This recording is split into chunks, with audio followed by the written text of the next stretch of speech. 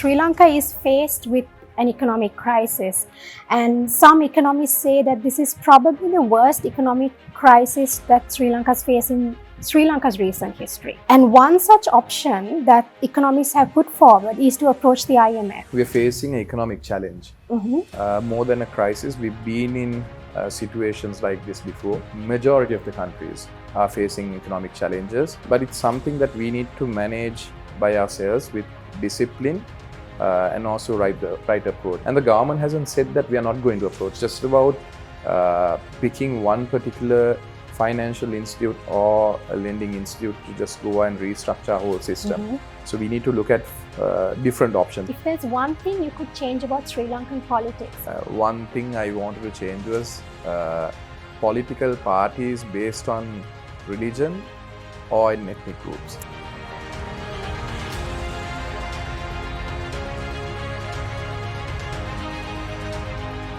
Welcome everyone, you're watching the first episode for the year 2022. You're watching Conversations with Alanki. In today's episode, I will be in conversation with a promising young member of parliament whose road to success was not without its challenges. He received his education at Trinity College, then at Royal College and Asian International School. He studied economics at Monash University in Australia, returned to Sri Lanka and pursued a career in politics. Today, I will be in conversation with none other than the State Minister of Fisheries, Kanchana Wijesekera. Welcome. Thank you for having me. Thank you for being a part of this episode. I thought as we begin this conversation, we'd actually talk a little bit about your entry into politics. Now, it is widely assumed that it's convenient for children of politicians to enter politics because of the support they receive from their parents. But I know things weren't exactly easy for you. What was your journey into politics like? Obviously, it helped me being a politician's son. My father was in politics for over 20 years in Parliament, representing Parliament. But the way I got into politics was a random way. I was studying in Australia, and I think it was 2009 when the Akuras terrorist bombing happened. My father was also one of the victims in that. So I had to come back to Sri Lanka, and then 6 months later, it was a provincial council election that took place in Sri Lanka. So there was an invitation from the party and as well as my father's supporters to contest the elections. So I was reluctant to do that at first. But then I decided to contest. But of course, I didn't have the backing of my father because he was hospitalized at that moment as well. But it was an advantage getting into politics with a political background that helped me win the first elections. But the second elections onwards, it was all hard work. I had to be re-elected to Provincial Council again in 2014. And the first time I contested Parliament was 2015. And then re-elected again in 2020. So it obviously gives advantage being a politically affiliated person. But of course, maintaining that and going through the years, it's all up to the work that you do. Indeed. Did you get inspired by your father? Is that why you took up politics? I was inspired by him because I've worked closely with him as well. Even in our younger days, politics has always been around. So I've been there for elections. I've seen how he worked in his ministries. I've seen how he worked with the people. And it was there in our family. So, but I was never growing up to become a politician. I wanted to pursue something else, but this was something that changed after the bombing in 2009. So it took a different direction, so I had to give up certain other things to take up politics. All right, moving on to a topic that is a pressing issue in Sri Lanka. Sri Lanka is faced with an economic crisis, and some economists say that this is probably the worst economic crisis that Sri Lanka has faced in Sri Lanka's recent history. And one such option that economists have put forward is to approach the IMF. What are your views on this? I would say we're facing an economic challenge. More than a crisis, we've been in situations like this before. If you can remember, during the 3 decades of war, that we faced even harder challenges before. And I think it's not just Sri Lanka.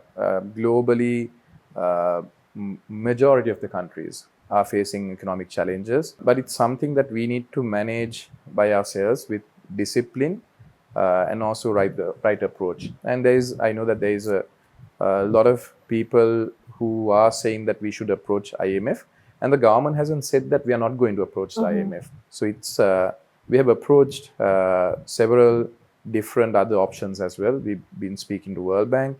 We've had a dialogue with IMF. We've had dialogues with other financial lending institutions, how we are going to manage it. So I think it's not just about picking one particular financial institute or a lending institute to just go and restructure our whole system. So we need to look at different options. And of course, if IMF can help us get through these challenging times, of course, that's something that we should approach. But it should be beneficial for the country as well. If we are to change the entire structure, change the entire system, so those things are going to be difficult when you're dealing with a large number of public servants, government entities, those sort of things. And I think we are on the track, but there needs to be certain things that we need to speed things up for implementation. But I think with the goal set for this year, I'm not saying it's going to be easy. It's going to be a challenge, but it's something that we are prepared to do. And if IMF is ready to support us, of course, we have never said that we are not going to go to IMF. But of course, we are approaching all the possible countries, friendly associations, friendly lending agencies who can help us restructure and come out of this biggest challenge that we're facing. Are there any alternatives that you can suggest as a member of parliament to bring about economic growth in the long run? This has been not just an issue that has been created in the last 2 years. Now, a lot of people think that this is an issue that we have faced with the situation in the country in the last 2 years and with the pandemic. Pandemic, of course, has helped to grow this into a bigger challenge.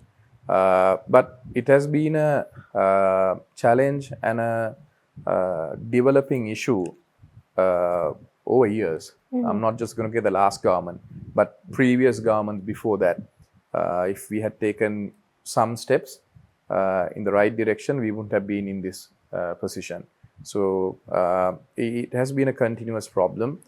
But as a politician, as a government member, of course, we are looking to overcome this challenge. But I personally feel that we can overcome it, but we need to focus on other areas as well, not just going to lending agencies and finding a temporary solution. We need to find long-lasting solutions. And I think most of the requirements that usually IMF or other funding agencies make to us have already been implemented by this government on its own. Now, for example, cutting down on unnecessary cost. Government institutes has been issued circulars, issued notices to cut down on certain expenses. Recruitment for the government institutes has been stopped for a whole year. So we haven't recruited anyone in the last 6 months, and it's going to happen this year as well. We're not going to recruit anyone new. And restructuring work has begun in most of the loss-making institutes. Now, if you look at Sri Lankan Airlines, it's a huge burden on the economy, but also it brings out income to Sri Lanka through tourism as well. So we need to restructure it in a way that we minimize our losses, but also we get the end result as well. We need to find different other income ways. Now, we are depending on mainly we are depending on tourism income, which is about $7 billion US. annually. So the last 2 years we didn't receive that because of the COVID pandemic. And also close to about 7 billion comes as salaries and whatever is sent from overseas workers that are sent here. That is also something that we bring in. And we need to improve our export income. And I think even through the challenges through last year, we've managed to increase our export income. There are certain sectors that we can target, especially the plantation sector, the fisheries sector, which I am given the responsibility to. Those are sectors that we can take it above a 1 billion or 2 billion industry. So which haven't been able to do. Now, last year, the plantation industry actually went over that 1 billion mark in several sectors. The coconut industry, the rubber industry, the tea industry gained high income levels. And the fisheries sector also had the highest income, export income in history.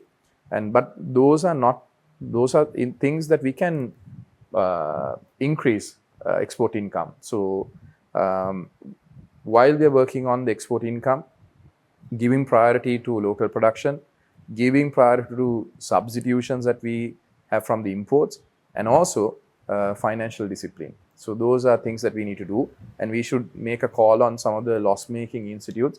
My personal view is that it should not, certain government institute, not institute that we should be keeping as government institute. It should be encouraged to be partnered up with private institutes. The same way Sri Lanka Telecom did back in '96, partner up with a private partnership. It's doing well now.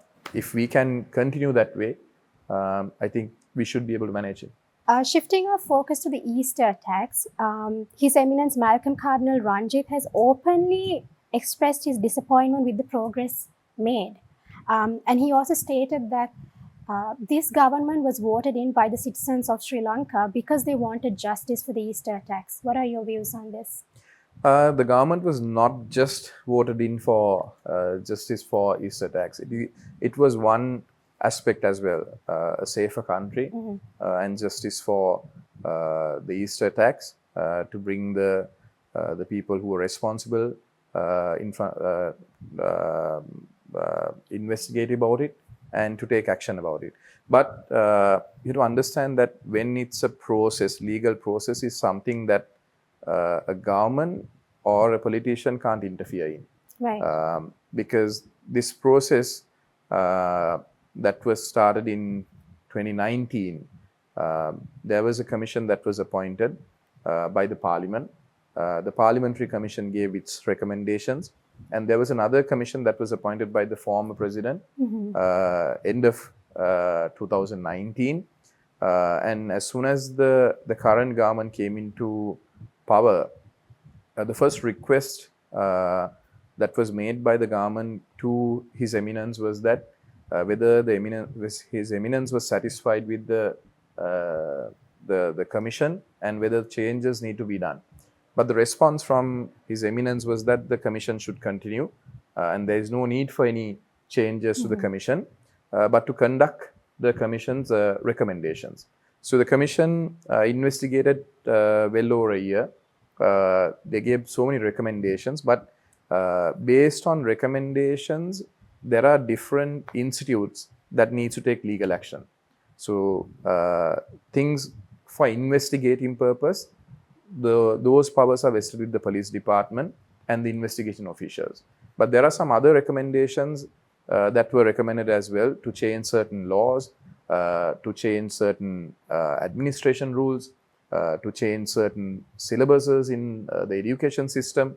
Those things to have been done by those line ministries. So already the president has presented this to the parliament, has given these recommendations to the relevant authorities. Of course, there are certain sensitive information that are there in the commission that needs to be kept with the police department for further investigations, because you can't damage the that investigation. Was one allegation. You can't damage the investigation process as well, because it takes time and there are so many stakeholders involved in this. So sensitive data which are essential for further investigations and for court trials has to be kept with the police department and the Aegis department. So once the Aegis department gives the clearance to present everything into parliament or the public, of course the government will do that. But based on the directions of the Aegis department, based on the directions of the investigation officials, so many arrests have been made, so many people have been filed charges, and there are so many other people that are being investigated and that will be trial before court as well. Down a bit, but I think now it's on the right track. Everything will be investigated, and there's nothing, the government is not going to protect anyone or hide anything from anyone from the public, anything that comes out of the investigations. But also you have to understand, when the first investigation took place, when the Parliamentary Selection Committee made some revelations, most of those things were changed in the Presidential Commission as well. Some of the evidence that were given back then are not the same evidence that are being given in the Presidential Commission. So there were different stories that had come up. So you need to investigate all those things. But of course, as a government, we are fully committed to implement the law, implement the recommendations, of course, but you have to take into consideration what impact it will have to other areas as well. Now, for example, some of the recommendations stated certain laws that needs to be changed, certain policy decisions that needs to be taken. But those have to be done in consultation with those line ministries and those stakeholders. Because it should not be something just because it's a recommendation, you can't just go and implement it without thinking it will affect another part of life. So you have to be very careful in doing so. But as I said before, the government is 100% committed to do this. And I think with the trial being held now in the Colombo courts, the people responsible will be justice would be served. Justice will be served, of course. Absolutely. All right. What are your views on those who come through the Vayatama? I have to say that many of the opinion that some are well deserved, such as the Justice Ministry, but then there are some other appointments which are questionable when it comes to the political experience that they may lack or the exposure that they may lack. Vayatama is just one organization that backed this government. There are so many different associations, organizations, political parties, different stakeholders that voted in for this government. So it's not just Vayatama that got this government into power, and there are representatives of different organizations. Yeah. And I wouldn't say there are representatives in parliament just from the Vayatama group. There were organizations that supported the government, but of course there were a lot of professionals, lawyers, doctors, engineers, a lot of professionals who were in that Vayatama organization. But I honestly think that most of the people who have been given the responsibility have of course delivered, but of course with the 2 years, the crisis that we are facing, the challenges that we are facing in the economy and with the health sector, most of that hard work has also been shadowed. So I think we need to give them more time as well. And of course, as you said, the Ministry of Justice has done a tremendous lot of work.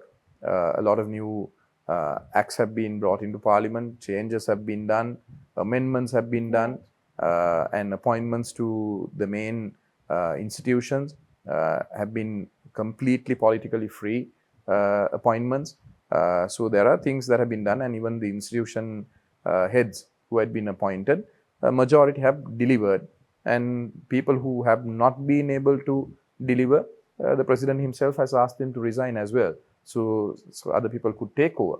But it doesn't necessarily mean that Vayatama is the only organization that is being appointed to the parliament or to the government institutes. There are other organizations, there are other individuals, independent individuals who had taken up responsibility. But everyone did go through a process. Everyone had to have certain qualifications to take up some of the positions. And let's focus a bit on your ministry. As State Minister of Fisheries, how have you been able to contribute towards the industry? I mean, what have the most significant achievements you've achieved so far? The responsibility that was given to me was a vast area of responsibility. One was the immediate responsibility that was given to me was to make sure the industry is running smoothly. Even with the pandemic, that we made sure that none of the processing factories, none of the fishery stakeholders were at home. So throughout the year, we made sure that all our harbors were functioning, all our departments were functioning. With that, we made sure that 2021 was the highest export value in the fisheries sector in Sri Lanka, was obtained in 2021, and also the production as well. Not just the value, monetary value, but production-wise also we have achieved a certain target. And the other target that was given to me was to see whether we could give them the right technology, give them the right assistance to develop into different areas. Now, when we speak about fisheries, we only think about the ocean surrounding us, but we don't think about the resources that we have inland. So inland resources amount to about 58,000 lakes, rivers, private ponds, reservoirs. So these things add to about 58,000 in number. And that is a large number that we have not touched so far. So it's about only 1% of the resources that are being used for fisheries activities. We've developed that from 1% to about 4% last year. So we've given priority for inland fisheries and also sustainable fisheries, which is aquaculture, farming. So we have given prominence to that. So with that, we have seen production numbers increase and new technology being introduced.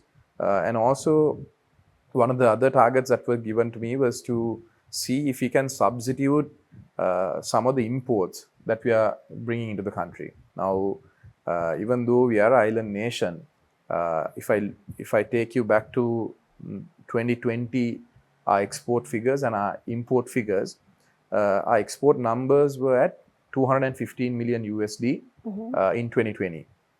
But our import cost was also close to about 196 million USD. So our trade balance was less than 25 million USD. So one target that was given to me was to see whether that 196 million of imports can be substituted from the local production. So we managed to do that in 2021.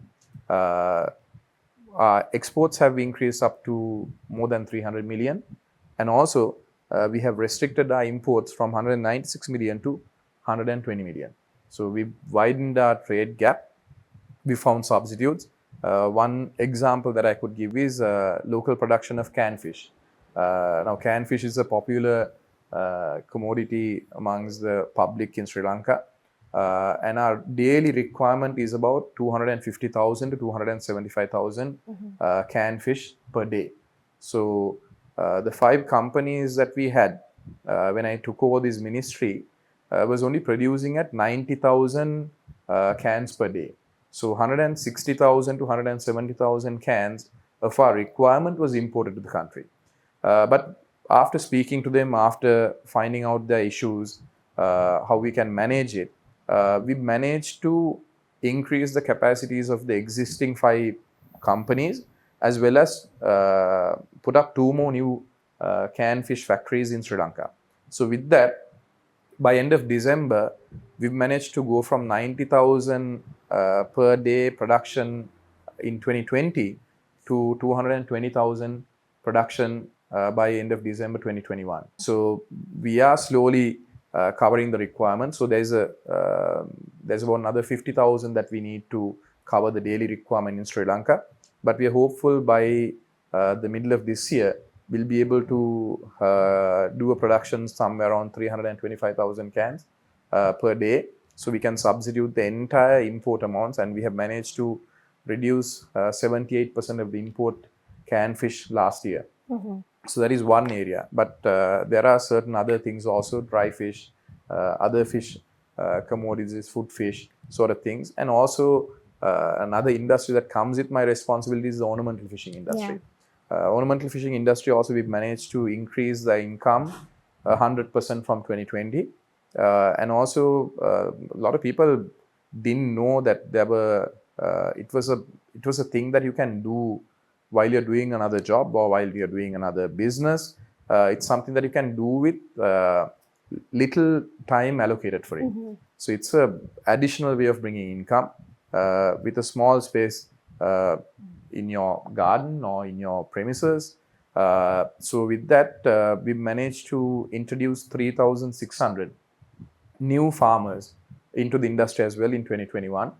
So with that, our records shows about 7,800 ornamental fish farmers in Sri Lanka, and we are hoping to increase that and to fine-tune them, give the technical assistance, give them the necessary financial assistance as well, and the market coordination for them to grow. All right, moving on to the final question, which is an interesting one. If there's one thing you could change about Sri Lankan politics, what would it be?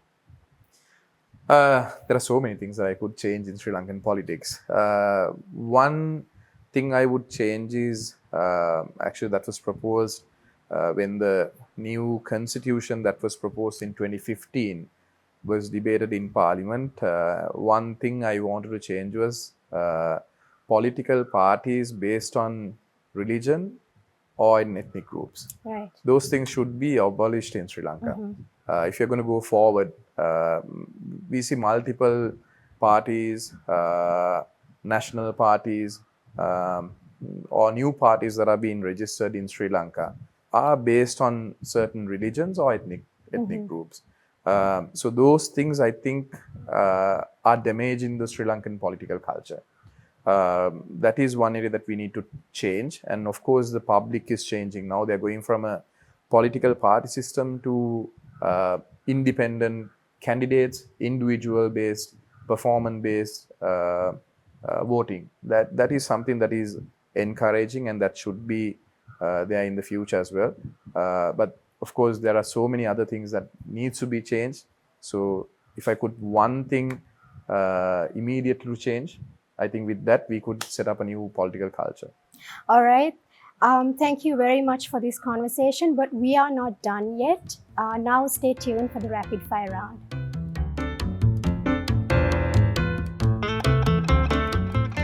Favorite color? Red. Favorite food? Chinese food. Favorite world leader? Barack Obama. The most inspiring Sri Lankan leader? Mahinda Rajapaksa. Tea or coffee? Tea. Rugby or cricket? Rugby. Favorite cricketer? Aravinda Silva. Hobby? Watching TV series. The best memory in life? First day in Parliament. The most challenging thing about politics? Personal space. Define yourself in 3 words. Quiet, independent, not patient. What is at the top of your bucket list? Retire in politics before people retire. We have come to the end of this conversation. I do hope all of you enjoyed it. Thank you very much once again. I will be back with another episode next week. Until then, stay safe and take care.